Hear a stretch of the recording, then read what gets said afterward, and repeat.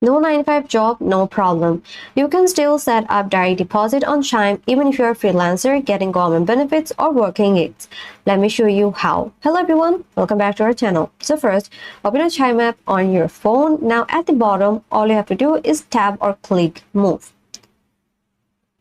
Okay, now in this Move Money sections, click on Set up Direct Deposit.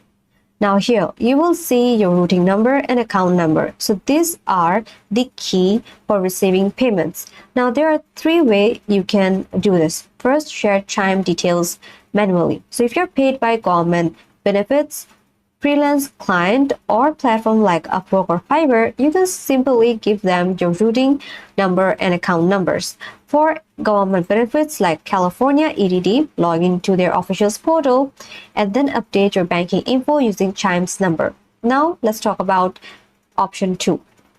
So use Chime's pre-filled direct deposit form.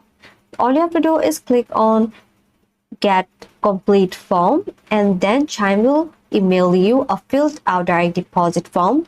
Now you can send it to a client, a payment platform, or update it to your benefits portal. That is Chime's recommended method, which is super simple and fast. Now let's talk about the last and third option. Find your employer or agency in the app.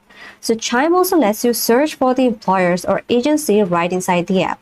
So click on Find Employer and search for the term like DoorDash, Uber, or Social Security. So if it's available, then Chime will guide you through the process of logging it directly and connect your direct deposit easily. And that's it for this video. Whether you're a freelancer collecting benefits or getting paid another way, you can still enjoy all of Chime's feature. That's it. If this video helped you out, then like this video, comment down below, subscribe to the channel, and thanks for watching.